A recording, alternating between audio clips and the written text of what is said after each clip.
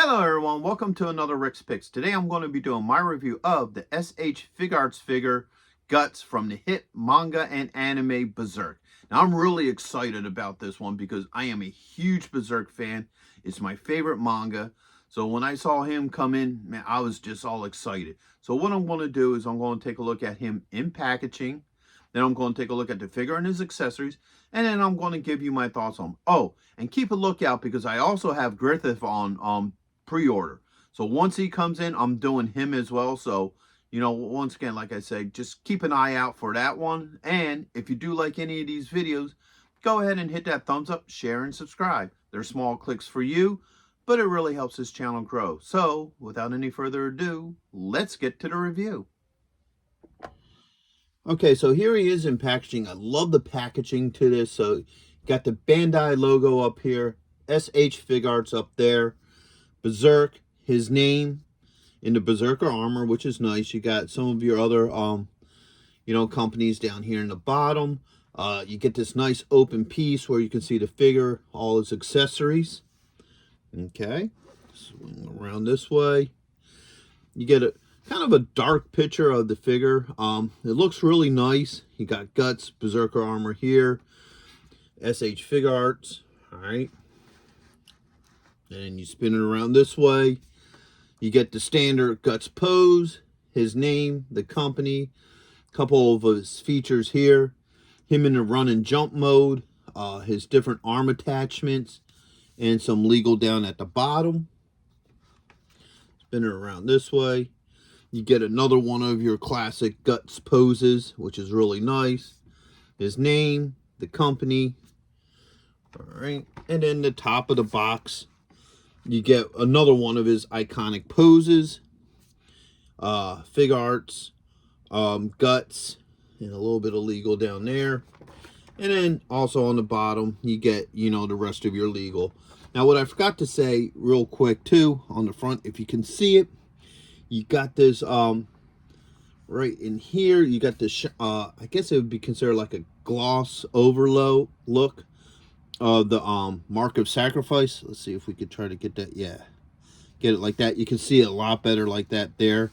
You also have it on this side. See, you can see it reflecting there. So I think that's pretty cool that they did that as well with the box. So with all that being said, let's open him up and see what he's about. Okay, so here he is out of packaging. He's a really good looking figure. I love the detail to him. He doesn't have peg holes in the bottom of his feet, so I'm winding up using a hip stand for him. And he doesn't come with a stand. So, that's one of the first things I noticed, because usually, like, some of your Japanese companies, like Figma, they come with the stands and what have you, but this one does not. So, I like the look of him, okay? Now, as far as I'm aware of, this is the first time you get this style Guts, okay? Normally with Guts, you get either A, the Golden Age arc Guts, or B, the Black Swordsman arc. So this is him after he gets the Berserker armor. Oh, and you would get the full Berserker armor look. So I really like the factor that, as far as I'm aware, this is the first action figure of this style. Now, be aware, there are going to be spoilers for the manga and anime in this video. I'm going to try to keep them to a minimum for you who haven't gotten this far yet. But I just want to give a warning that there will be slight spoilers due to the nature of this figure.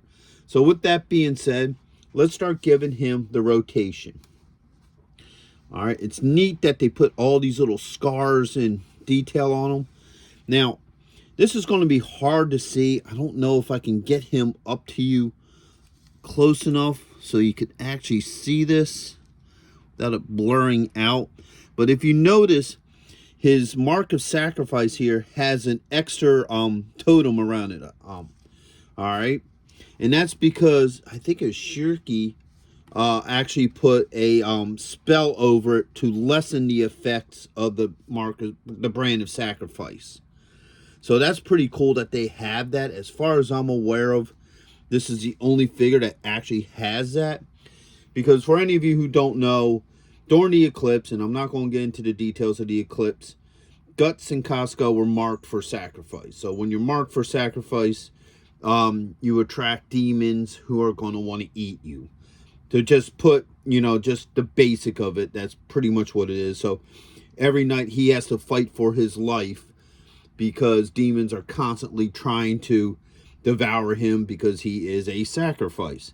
So that mark around the brand of sacrifice lessens, the power of it. So that's pretty cool. So it's really nice that they added that onto him. So let's start going through some of his points of articulation. So his head does move. All right, it's on a ball joint. You have a shoulder joint, a bicep swivel, elbow joints, and a wrist joint. Oops, his hand just came off. All right, get those arms up. You got a two-part joint. So you have a joint here and a joint underneath. So you get a really nice swivel with the character. All right. Ooh, stupid hand keeps coming off. So you got a thigh joint, a knee joint, an ankle joint, and a toe joint. All right. Let's try to get this hand back on one more time. All right, good. All right. So now he does come with a bunch of accessories. All right. So first off, let's go through his faces. So he has the iconic angry face. All right. He has the angry gritting face. So he's gritting his teeth in this one. All right. He has two regular hands. So he has a fist hand. All right. And he also has an open hand. All right. Now on his cybernetic arm, because he's missing this arm, once again, that's another thing that happened during the eclipse, so we won't get into all that. You have a holding hand here. All right. You have the iconic hand down for his cannon. All right. And he doesn't use it much, like in the later stories, but he has his, rapid fire crossbow. It shows up like a couple times, but, not as much as you would think with something this cool, but, all right. And then he has the back of the crossbow, all right. So this is meant to be your crossbow in this case. So you spin them around this way. Might as well just put it in there, and then it just sits in there just like that. So it's like he's holding the crossbow on his back. All right. He comes with this dagger here, and this just sits on the front of him. I guess it comes off just so, movability and what have you. So it just slides right on here. All right, just like that, with no issues. All right, you got this here, which is the upper part of the Berserker helmet. What it does is it, comes over his head, and when it isn't in place, it just sits in this rest position. He, as we all know, he tries to use the armor less and less. So this is the armor not in full Berserk mode, because when it goes into Berserk mode, like I'm saying, I'm trying to keep the details down low. It takes control of him, and he gets weaker without it each time he uses it. So, it's a curse, but also it has its benefits. So also we have this cape. Now this looks nice because they do a brush stroke. It almost looks like they dry brush the cape to kind of give it some personality, make it look like it has a nice sway. You got all this damage underneath. You may not be able to see it that well. Let's turn it around this way, but there's wire inside the cape. So that allows you to maneuver the cape and bend it, which is pretty cool. To me, it feels a little stiff, but it might just work for this figure. And last but not least, it has as much personality as the figure himself. Boom, the Dragon Slayer. And this thing's huge. It's actually taller than him, which is what the Dragon Slayer should be. In the manga, they refer to it pretty much as a giant hunk of iron, not even a sword. So this is really nice. I love the detail on this. All right. All right, now that we've gone through all the accessories, let's see how well all this fits with them. Now, the cape, okay, is a two-part. So you got a hook here that the cape hooks into, and then there's a little nudge here to where this piece sits in. So to put the cape on, you actually have to take his face off. All right. So that came off really easy. Don't have any issues. And the cape, you kind of just have to hook it onto this little hook and then just pull it over his head. All right. So that went on really nice like that. We'll use one of his other faces. So let's see how well these go on. Boom. Nice and easy.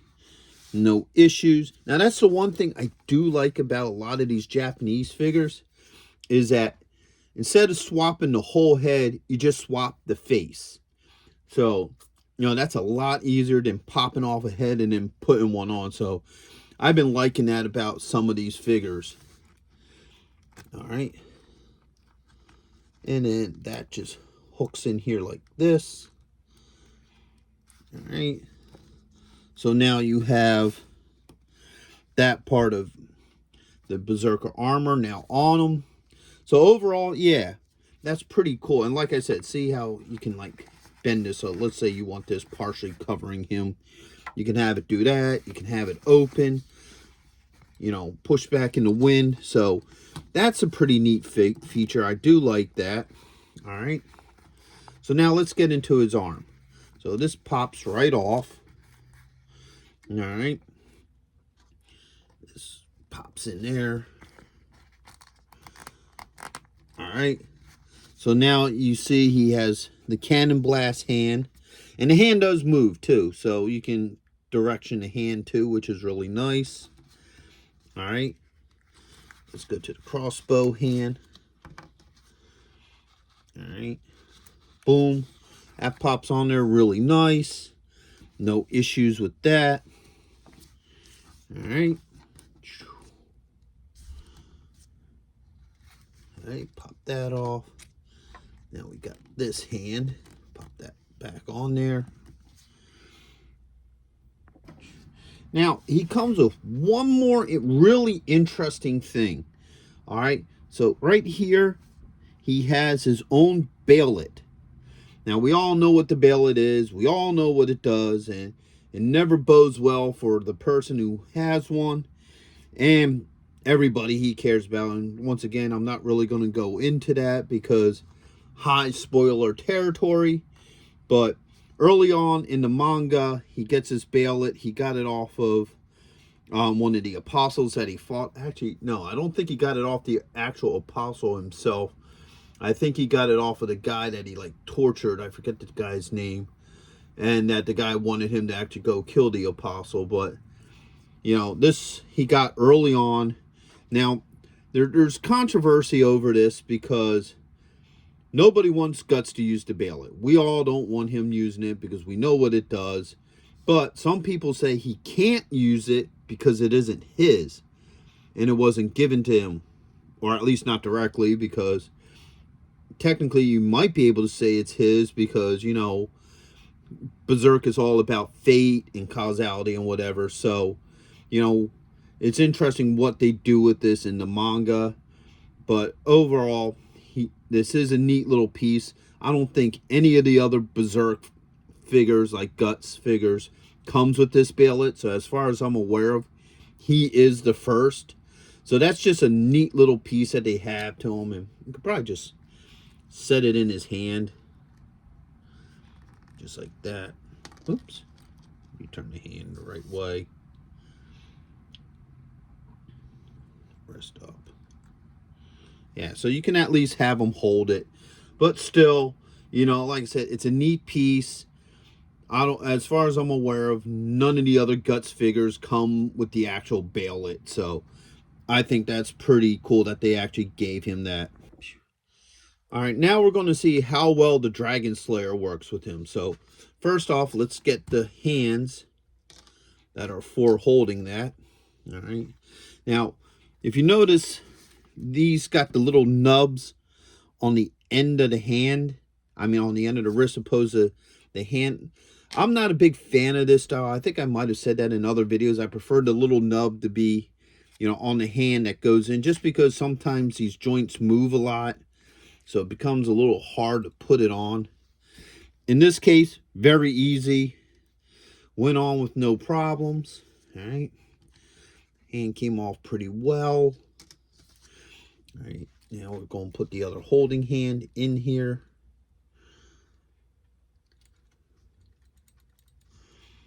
All right. Make sure we get that on there nice, solid, and tight. All right. Oh, that ain't on there. All right. See, and this is what I'm talking about, because sometimes you have like a lot of problems just getting that on there. All right.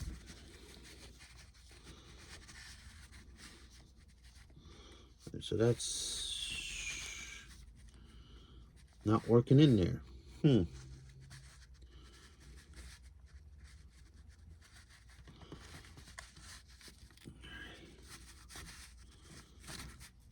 Okay, for some reason this hand doesn't want to go in the hole. All right, there it goes. Right, she just doesn't want to stay in there. Well, that's going to pose a problem. That hand doesn't want to stay because that's an iconic hand right there. That's the actual hand that holds Dragon Slayer in place. Oh boy.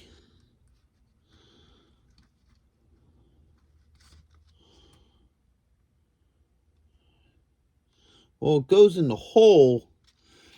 It just doesn't want to stay.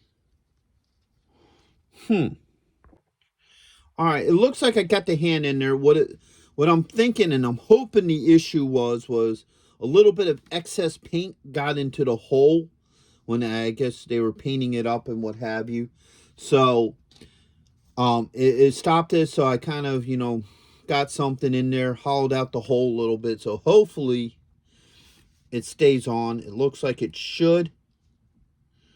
All right. So let's hope. So now let's get the Dragon Slayer itself. All right. So the pommel comes off. All right. This hand goes in the hole. All right. With no issues. And then now oops, the hand came off. All right. That is an issue. So, all right. The wrist goes back on. And let's pop the pommel back onto the back. So now you got him holding the iconic Dragon Slayer. All right. So yeah, that's pretty badass. So that seems to be the problem. Okay, that seems to be what was wrong, was just a little excess paint got into the hole. So I dug a little bit of that out. And as you see, now you got Guts holding the Dragon Slayer. Put this back on. So that might be something you may have to deal with each of these hands. So it looks like it might be the same in here. I don't know how well you can see it, how that paint just got in there. It might have glopped a little bit. So if you take something thin, like maybe a screw or something, just move it through there. That would probably break up that excess paint so you could get that all the way in there. All right, yeah, because if you look inside this one, you can see that there's more space. So hopefully that fixed the problem, because that isn't fixed. That's going to be a major problem with this figure, because that's the hand that holds the Dragon Slayer. So it came off again, but it fits right back into its hole. All right. So overall, I'm liking this figure. Now, here, let's see how I got this. Let's pull this hand off. All right, let's pop the pommel back on. All right, let's see if we can get him into the over the shoulder hold. All right.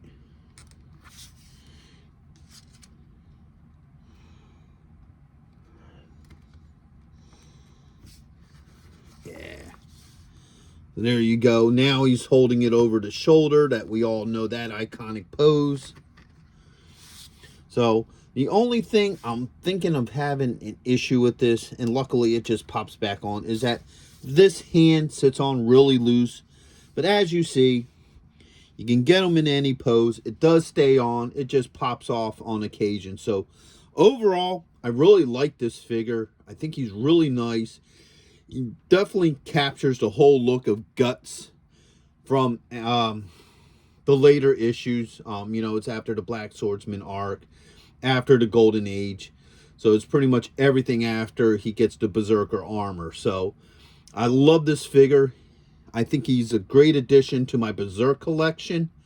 And I would highly recommend him for anybody who's a Berserk fan. So with that being said, I hope you guys did like this video. If you did, go ahead and hit that thumbs up, share, and subscribe. They're small clicks for you, but it really helps this channel grow. So until the next one, late.